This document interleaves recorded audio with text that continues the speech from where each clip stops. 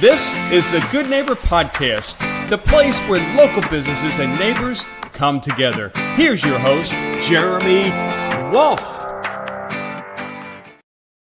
Well, hello, friends, family, wonderful community, and great universe. We are back for another episode of the Good Neighbor Podcast. So I met our guest today way back when we were just naive, careless college students skirting by life, waiting what was ahead in our futures. And now here we are, middle-aged men, trying to navigate the absurdity which is life. And we have arrived. Welcome, everyone. Yes, let's go. I'm here with Mike Nardella, the man, the myth, the legend from way back when on the book field. Mr. Nardella, so good to see you, my brother. Good to see you too, Wolf, man. Thanks for having me on. Yes, of course. It's been too long, and I'm really glad that we're doing this because a lot has happened over the last, what has it been, 20 plus years? 20, almost 25 years. Yeah. Wow, time flies. And now you are running Nardella Law up there. So I want to dig in and learn all about what you're doing. So why don't we start there? Tell our listeners a little bit about Nardella Law. Sure. So first thing I'll say, though, is that every day I'm still grateful that I'm not doing door-to-door sales anymore. So whatever job I have, no matter how hard it is, it's not door-to-door sales. And so, it's as hard as being a lawyer and running a law firm can be. It's still nothing compared to that trauma.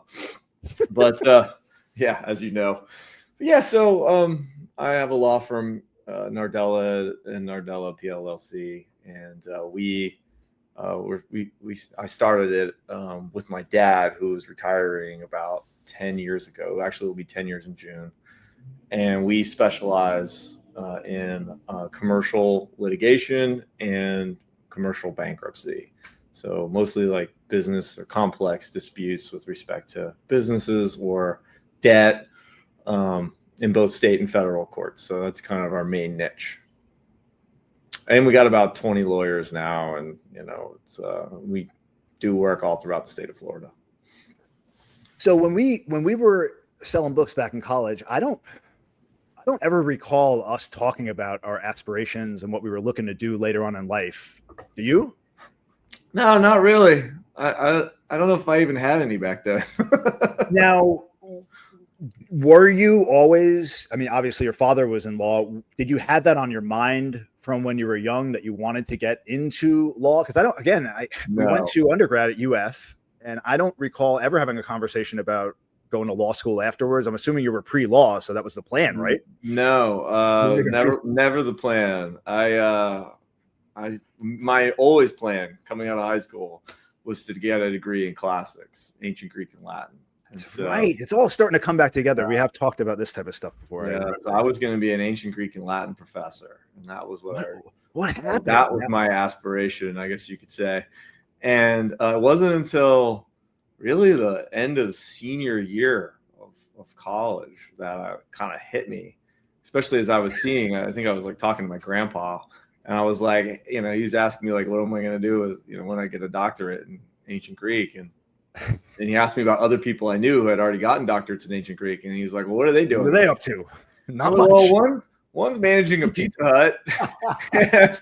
and he's like, he's this old Italian. And he's like, Michael, he's like, listen, you go dig up all the bones you want when you're in your 40s and you've already made your money. Okay. It kind of hit me. I was like, if I want to live wherever I want, like have a house and a family, I really can't do this doctorate thing. And then it's a little more esoteric or whatever, but like I recognized that in the field of classics, to get ahead, you had to find these tiny little issues and like research them forever. And I just realized that would be way too boring.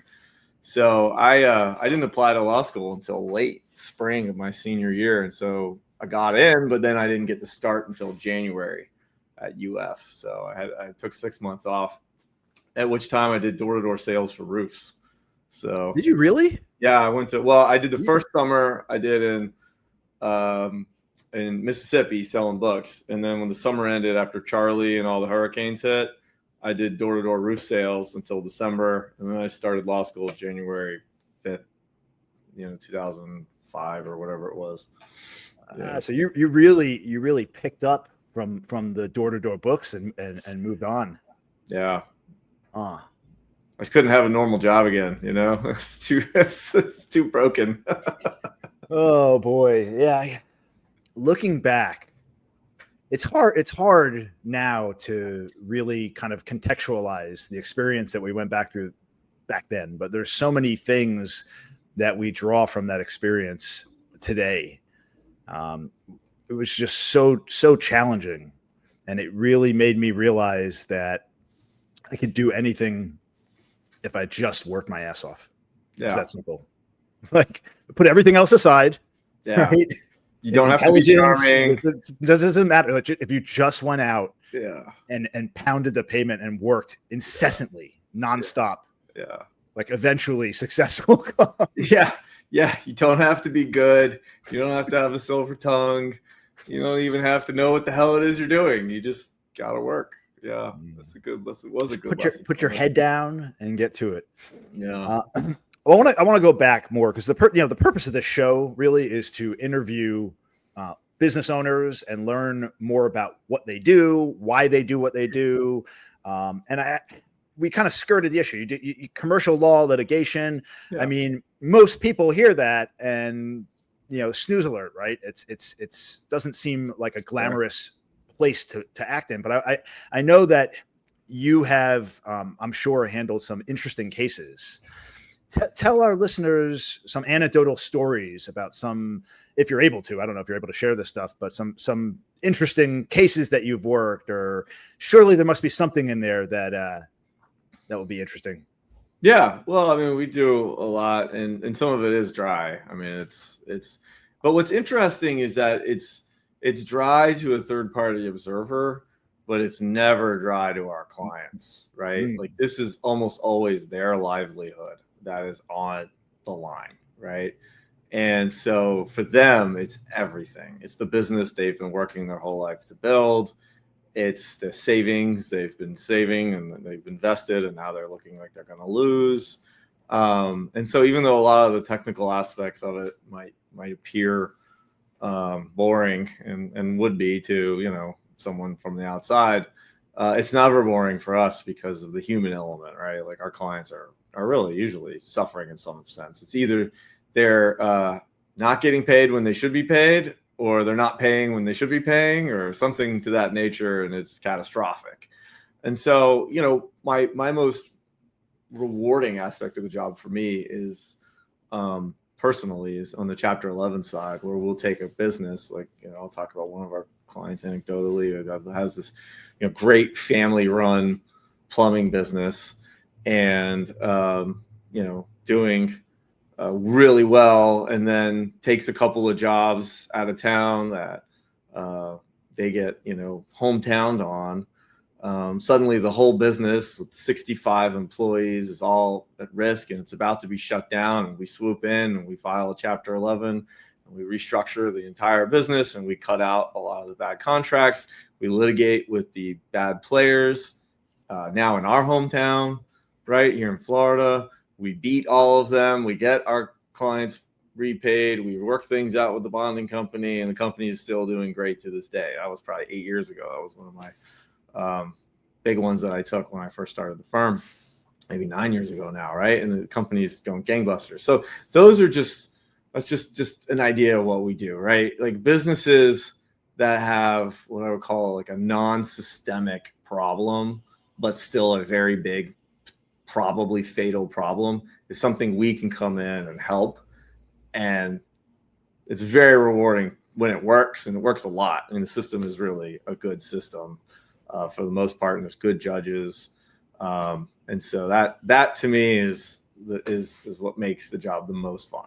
Well, look at that. You turned out to be a doctor after all. You are a doctor of the legal arts, alleviating client suffering each day.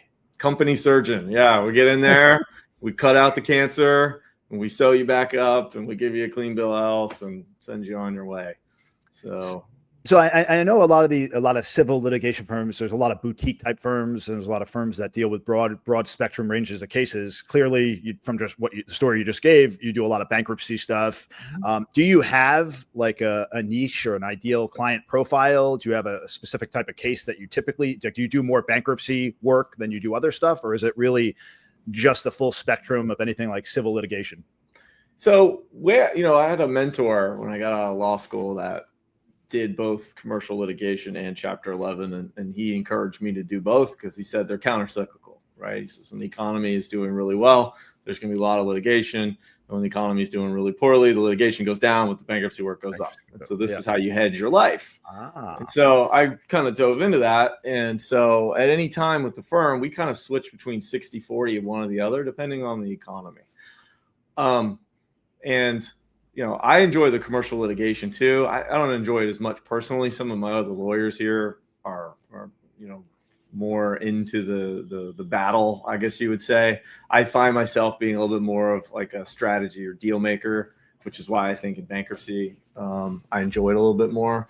But I also enjoy like the intellectual challenge of figuring out complex problems. And that's kind of where our firm has niched out. So to answer your question, the normal client we get is either a high net worth or higher net worth individual or a medium-sized business that has a very complex problem where they need lawyers that are going to be energetic and highly competent, but also not the $900 an hour that you're going to go get at the large national law firm, right? And so where we fit our niche in is, the lawyers here are the same quality as those lawyers that you'll find at a national law firm. But since we're a small firm and our overhead rate is very small, we can have our rates lower. And then one of the reasons we end up doing a lot of work in South Florida is that because our rates are Orlando based, there's even more competitive. And so people from South Florida will seek us out to come do their bankruptcy or litigation work down there, because for them, it's arbitrage, right? They're getting an Orlando rate lawyer as far as the hourly rate, but the quality is the same. So, and so many of the hearings are happening remotely that the extra cost of us traveling down there when we have to is pretty low. We get on the bright line, we do work. So at the end of the day, it works out for us and for the client. And that's just kind of where our value proposition is.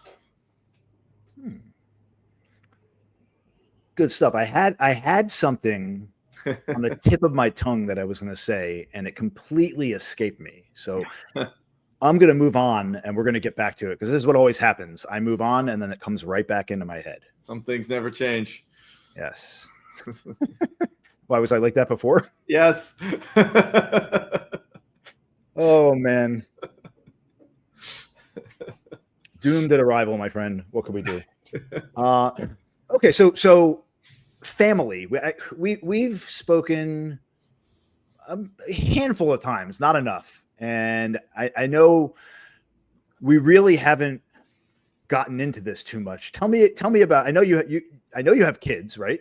Yeah, 3 kids. How old are they? 9, 6, and 3. Antoinette, Henry, and Catherine. So I've got my own little Fripple town going. 9, 6, and 3, and is that it? You're done? Yeah, that's three, it. Three is enough, because I know I have 2, and if I'm being honest, it's probably 2 too many. Yeah. Joking. I love them. I got married old, and I'm happy. Three's good. It's a good number. It's good and chaotic. So 9, 6, and 3, and then what's the genders through ages? Is the oldest one a girl, boy? Girl, boy, girl. So girl, boy, girl. Okay. 9, 6, 3. The reason I asked that is because my kid, I have Emma, who's just turned 13. Jeez. And then Connor, who's turning 11. And it's really, last time I saw them, they were down here, Yeah, little tiny ones, little ankle biters. But it's interesting to see the dynamic that's developing between them. Emma, love her to death. She's again, 13, entering those formidable teen years. But I'm starting to see, as Connor matures a little bit and gets a little bit older, they're starting to bond a little bit more than they did before. She separated away from them. They were good before, and then they kind of separated because of the age. And now they're coming closer back together, and Connor will be starting middle school next year with her. So fingers crossed. Hopefully everything works out well there. Oh, that's sweet. Yeah, my 9-year-old treats the 6 and 3-year-old with like the best I can say is like a noblesse oblige, where she will kind of begrudgingly let them sleep in her room or play with her toys. Like she's very aristocratic about it, I guess you could say. Almost a little aloof, but like kind. But it's a great dynamic. It's so much fun. And she my 9-year-old right now is obsessed with Greek mythology, so I guess the apple doesn't fall too far from the tree. So father like daughter. Yeah, she's reading these reference books, A to Z's of Greek mythology. I'm like, it's just. So she's 9 and she's reading books on Greek mythology. Yeah.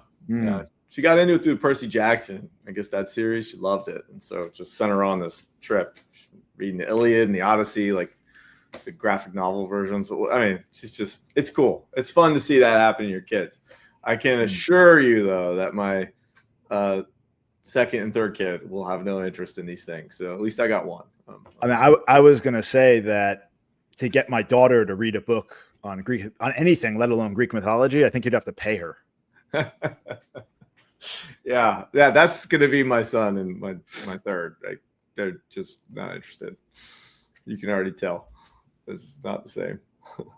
What do you guys like to do for fun when you're not working? Like what does family time look like for you guys?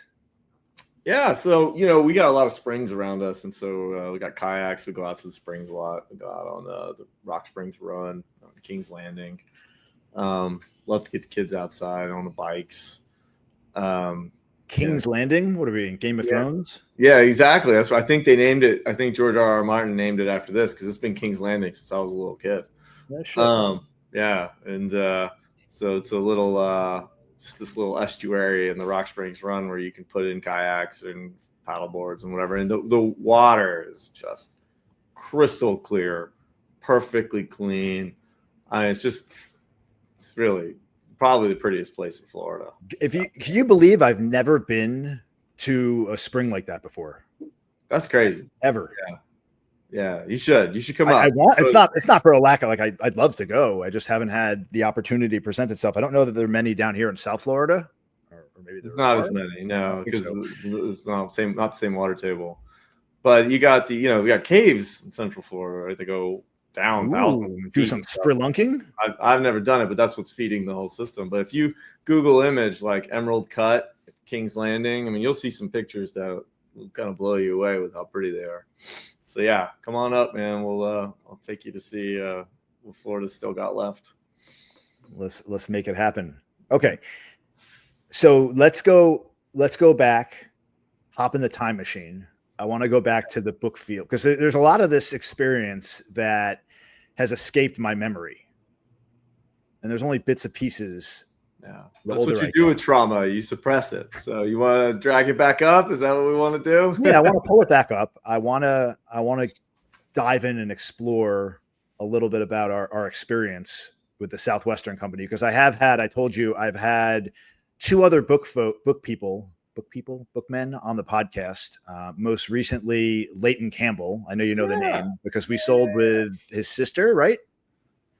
Didn't we? Or she was like the year ahead of us, maybe? I think we did. Yeah. But he was kind of a rock star, right? He was, and he recently released a book called Your Happiness Equation. So I had him on to talk about the book. He's doing really well. He actually lives right here in the community. I don't know. That's awesome. He certainly lives like within 5-10 miles from me. Like we're practically neighbors down here. And then the other guy I met, Nick Sproul, he also sold books probably about 10 years after we did. Yeah, I never heard of him. Yeah. And he ended up with Southwestern in one of their spinoff companies, Southwestern Real Estate. So he's the managing broker here in this, I guess in the Florida offices for Southwestern Real Estate. Interesting. And yeah, he was a rock star in the book thing. So I actually saw on Instagram. He posted a video talking about real estate, and I commented on it, and I was like, hey, you got to come on the podcast. And I can't remember when I learned that he was a bookman, but as soon as I found that out, obviously we had something in common. So when we started, we were in Michigan our first summer, right? Port Huron. Port Huron. With Uncle Bob. With Uncle Bob. Yep. Where I think you found Uncle Bob knocking door to door, right?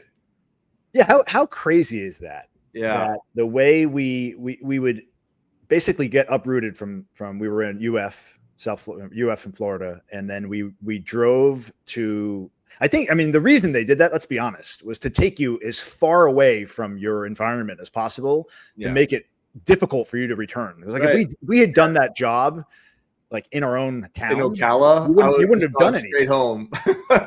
You would have gone out to work, and then you would have been back at the bar in Gainesville the next night. It would have, like, the only way it works is when they take you away as far as possible. It's like a hostage situation. Yeah. Makes you think twice before you get in the car and drive home. You actually have to go, do I really want to leave? Yeah, right. And then you go and you knock on doors to find a place to live, which every time I've told somebody that, they're like, really? How do you do that? And like, but you wouldn't think it, but there's a lot of people out there, empty nesters, people that are lonely, whatever it is, that they're happy to take on some college kids. 2 years in a row, I found a place to live, no problem. Was it no problem? I think it took us a day. It took us a day to find Uncle Bob. It took us a day for me to find my family in West Virginia. And the third summer, I had a place lined up because the guy was a former bookman and like actually offered to take book kids. Oh, perfect. See, easy. What adversity? You didn't experience any adversity. It felt scary, but when you look back, like, it was actually pretty easy, And I think you and Jared shared the bedroom, and I was down in this musty couch in Uncle Bob's basement next to the laundry machine, and the basement was huge, but there was only this tiny little spot where I could sleep on the couch because 80% of it was the world's biggest train set. You remember that? Uncle Bob had this huge train set. He would go down there and he'd move all those little Civil War pieces or whatever the hell they were. And I was just down there sleeping every night. I faintly remember. I don't know why. I remember now that you say it, but I don't remember like getting into it. I don't remember going down in his basement and like playing engineer with his choo-choo set. It was my domain. I was in order to get some privacy and not share a room like you guys, I had to go in the windowless, musty basement, but it was worth it. And then Chris came in later. Did he come in later in the summer? And he ended up, I think he slept on the couch. He slept on the couch. Yeah. There's no room for him. And you don't want to take him in your bed. Well, their couch was, my couch down there, it would have been, there's not enough room for me. When that name comes to you, Chris, what's the first thing that comes to your mind? I want to see if it's the same as me. There's one thing that comes to mind. No, one phrase that comes to mind when I hear it. All I think of is Invader. Invader. Okay. Nah, I think of this. Bob Evans, good as fuck. Man, loved him some Bob Evans. If you hear that, Chris, I don't remember your last name. If you're listening out there, I love Bob Evans. Shout out. I know you loved you some Bob Evans. But I just remember it because you didn't have a car, right? I did not have a car. And so I would drop you off every morning. Which actually is a blessing in disguise in that business, just like where they take you away from your home and transport you to thousands of miles away. Yeah. Not having a car, like just the same thing. You drop me off in the morning. I had nowhere to go. I got nowhere to go but walking. Just imagine every day an 18-year-old would drop you off who clearly had no freaking clue what he was doing. And then you would have to trust me to come get you. I'm not even sure I had a cell phone. I don't think I did. Cell phones back then? I don't think so. I don't think I brought a cell phone that summer because I remember calling my parents from a payphone. Yes, we definitely no cell phones. Yeah. And so, I would drop you off and then I would be like, okay, I'll pick you up at like 9:00 at night at this spot. And I would pull every day, 6 days a week. And I'd pull up and you'd be sitting there with your back against the pole or wherever you were. And it was like, either you were as glum as shit or you were super pumped because of whatever. But what a just weird thing.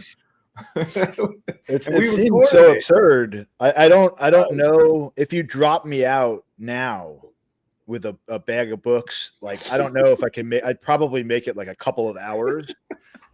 And then I'd be like, oh man, my back hurts. I need to go lay down. I was so hot too. And then I remember dropping you off in like Algonac, like these just weird towns in the middle off the river right across from Canada. And just being like, all right, man, I'll see you in 8, 9, 10 hours. You know, you're actually getting me a little bit excited to want to go out and knock on some doors. I think when we're done here, I'm going to go find some businesses and drop in and tell them all about my marketing services. It sounds better in your mind, trust me.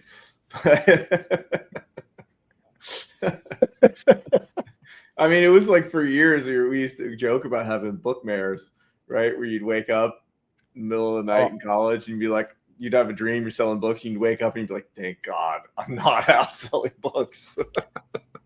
You just talking about the dreaming and books just hit me with like a deep trauma of, because, working 12 hours, or what was it, 14 hours a day we did? It was just something ungodly. So you would basically 8 to 9 get up in the morning, take a cold shower, go eat, and then jump around and do some crazy executive exercises, make a fool of yourself to get the blood flowing, and then just go hit it. And then you get home, you do your numbers, and it would be like 10:30.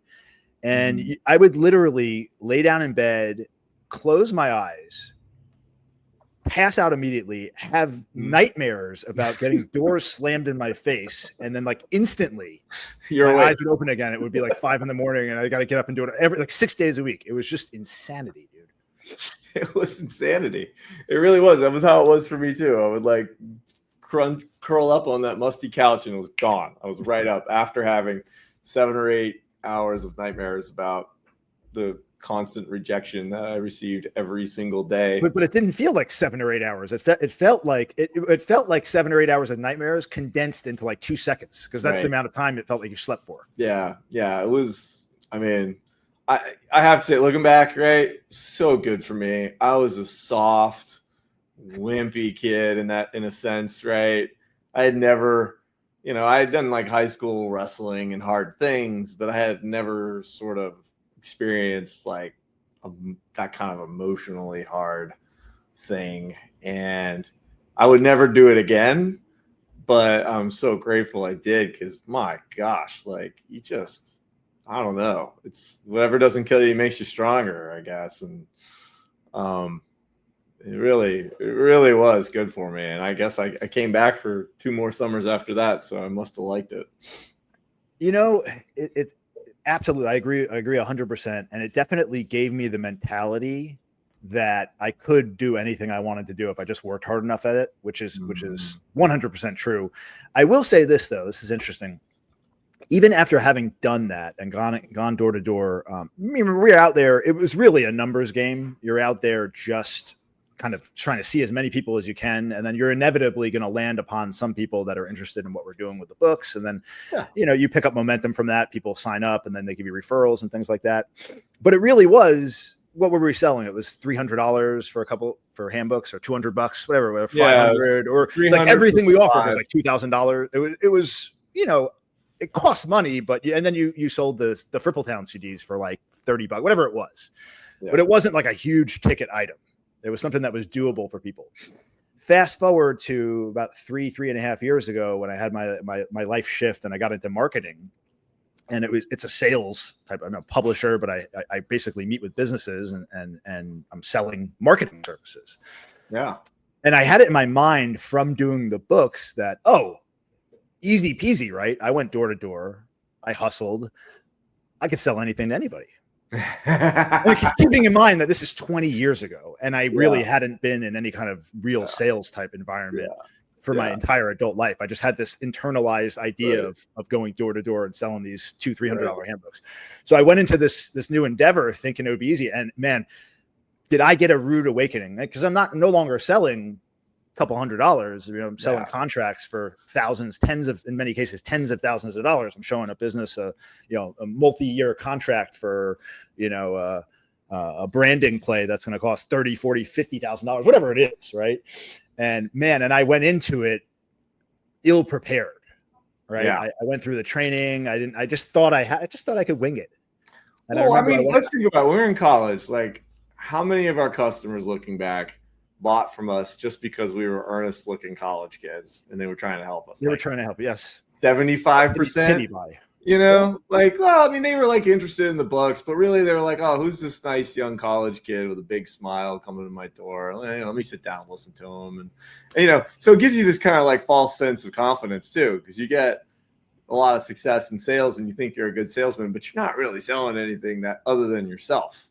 Right. And so I could see that. I mean, I think, you know, selling a $40,000, $50,000, you know, business package is a lot harder than a $29.99 Tripletown CD. So, well, it had in college, it had obviously it meant something, but it just had a different character of experience back then. Cause we were in college. We didn't need the money really. Like we were just out there. We were out there hustling. We were trying to get experience. It wouldn't have, like, had we gone home, it wouldn't have been the end of the world. But when you get into like adult life and you have bills to pay and you have responsibilities and expenses, it's a different character of experience going out and trying to hustle, because now the pressure is really on, and you can't, it's hard to perform in a sales type job when that type of pressure is on, because you can't come across as being desperate, because that pushes people away. You have to come across like you don't give a fuck. You have to have a buying atmosphere, as they told us. And it's a lot easier to have a buying atmosphere when you're 19 and it doesn't matter. And you're carefree and it doesn't, you're in college. You got a place to go back to. But But when you're, 35 and you got 2 or 3 kids and a wife and a mortgage and everything and whatever happened in crisis. But I think, but the rejection still hurts the same, right? And so even at 19, even though the stakes were low in theory, the rejection hurt. It still hurt. And so I had to learn how to manage that hurt and go to the next house with a smile. And I think when the stakes got bigger later in life, when I left the big firm, I started my own shop and I had no clients and I had to start from scratch. And I had the same attitude you had. I was like, I'll just start knocking on doors. and plenty of doors still got slammed in my face, but I was so used already to like processing the rejection, compartmentalizing it, realizing it's a numbers game. So what I did when I got out and I started the shop is I decided like every day I was going to take somebody to lunch who I thought could refer me business. I was just going to go to lunch with somebody every day and pay for it. And that's what I did. And, 5 lunches a week, 4 of them probably never going to send me a case, but 1 would. And it's just, so I took that same attitude and it turned out that it's still the same magic. I mean, you just have to accept the numbers game. You have to control your emotions. You have to see things for what they really are. And you have to commit all the way into it, regardless of how it feels, Mm-hmm. And so, the stakes are higher, it's harder. But all that means is those lessons you learn like 25% of selling books, you now have to learn like 75% of to master these lessons. Right now you got to create that buying atmosphere, but you got to do it in a way where it's even harder to create it. But it's growth. And I think if I hadn't had the selling books where I had to learn how to create it where the stakes were lower, it would have been really hard for me to do it in my 30s when the stakes were a lot higher. But having had that like foundation of practice, I was able to kind of level it up. So it seems like you have too. It's interesting. You look back at, things get harder, you get better. It's like the waters get rockier, rougher, but you just have to be a stronger swimmer. Absolutely. So what is on the horizon? Looking ahead, sure. What's something that you're excited about, either personally or professionally? What does the future hold for Mr. Frippletown? Yeah. Well, it's easier professionally to talk about in the sense. So, one of the things that we've kind of changed the firm over, as far as like a management model for me, has been focusing on hiring and training young associates. And so, we've got, 4 really young lawyers. I've got another one starting in August, just graduating from Vanderbilt. I got 2 summer associates who'll be graduating next August.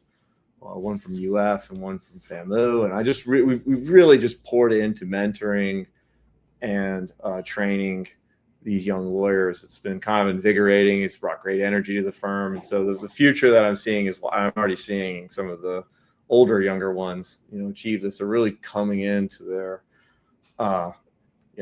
powers, and their abilities as a lawyer. And it's fun to see. And it is the future, right? And it's cool that I can kind of see what's coming. And as they mature even more, they're going to, God willing, right, take over the firm one day. And so it's been fun to kind of create a system that has the succession planning sort of built into it, and to watch it happen, to watch their growth, watch them deal with rejection.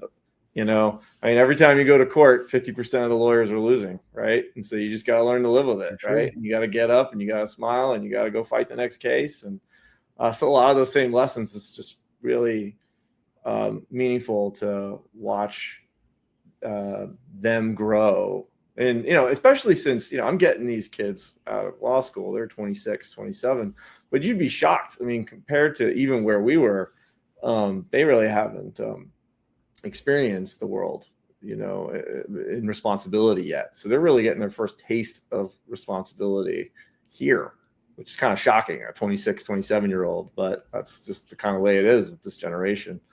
So I've just kind of leaned into that, and I'm just really looking forward to seeing how it continues to morph and surprise me. It must be awesome to come full circle and start bringing younger people in and start that mentoring role, and really educating and really giving back the experience that you've learned over the years, and how that reinforces your knowledge and just makes you even more a more effective weapon of litigation in the future.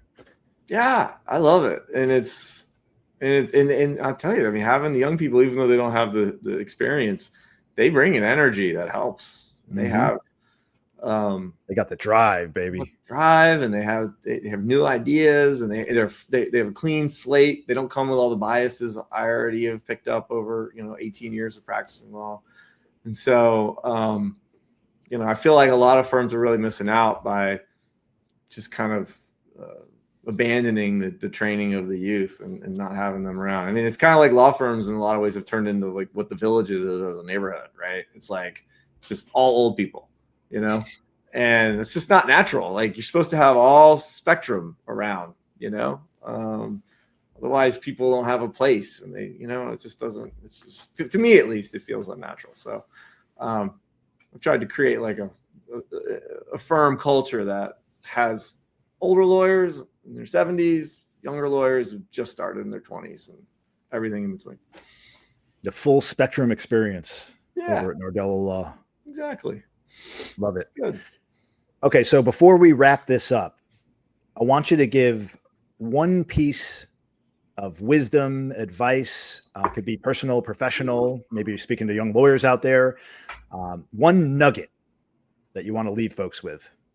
Go.